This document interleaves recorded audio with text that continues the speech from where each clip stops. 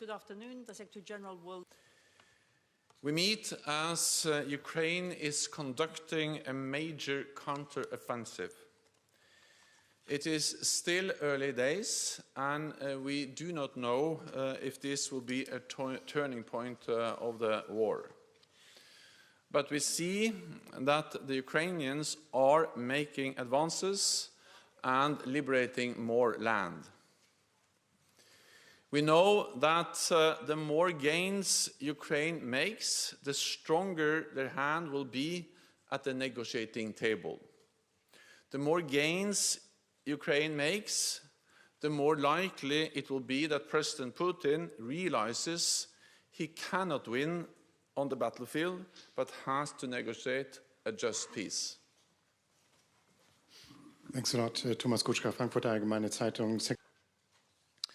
We must ensure that when this war ends, there are credible arrangements in place for Ukraine's security, so that history does not repeat itself, and so that Russia cannot rest, rearm, and relaunch a fresh attack.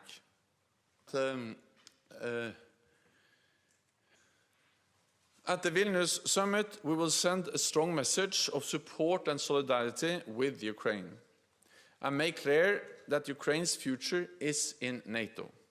Yes. Gentleman over there. Yeah. Allies actually agree on a lot when it comes to Ukraine's membership in NATO. First of all, we agree that NATO's door is open. And that has been demonstrated by the fact that we just at the last summit invited both Finland and Sweden to become full members. We also agree that Ukraine will become a member of the alliance. That has been stated again and again by NATO allies. And thirdly, we all agree that it is for Ukraine and the NATO allies to decide when the time is right for Ukraine to become a member of the alliance.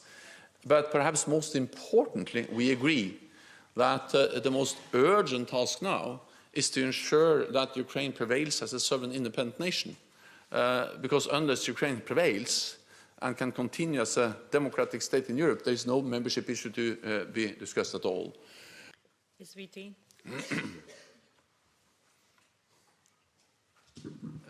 Turkey, Sweden and NATO. And meanwhile...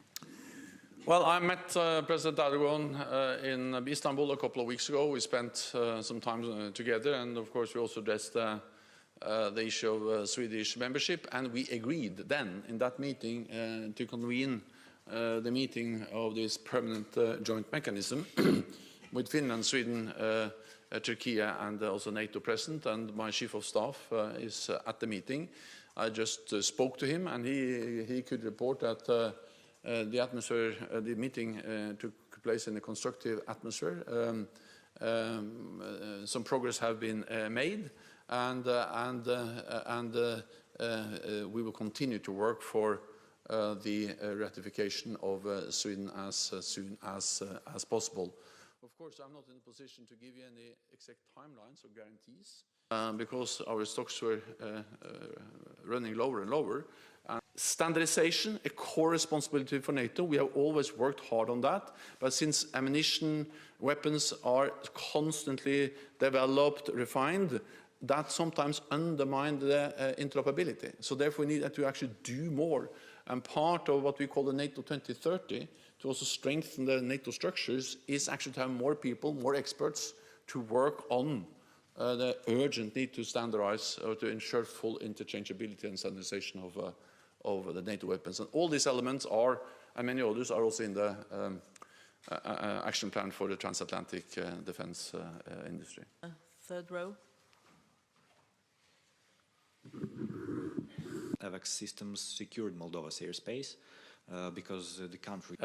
So therefore, we, of course, are vigilant. We follow closely what Russia is doing. We are monitoring what they do. And we're also conveying very clear to them that the nuclear war cannot be won and should never be fought. As we monitor what they do, we of course so far then we also assess what we should do. But so far, we haven't seen any changes in their posture that requires any changes in our nuclear posture. Very much. That's all we have time for today, colleagues, but there will be opportunities for more questions during the ministerial. So we'll see you there. Thank you.